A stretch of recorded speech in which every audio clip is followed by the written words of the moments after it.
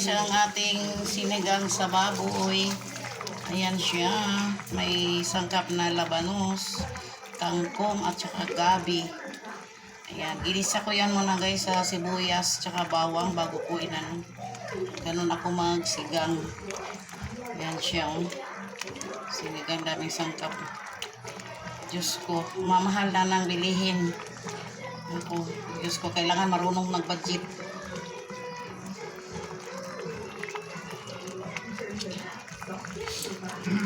Kailangan matuto tayo mag-budget guys. Yan, ganyan oh. Yan, sinigang na baboy.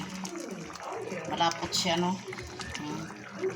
Yan ang kangkong, labanos, gabi.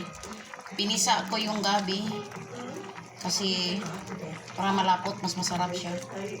Pagka pinisa mo yung gabi. Yan siya guys no. Yummy yummy. Yan.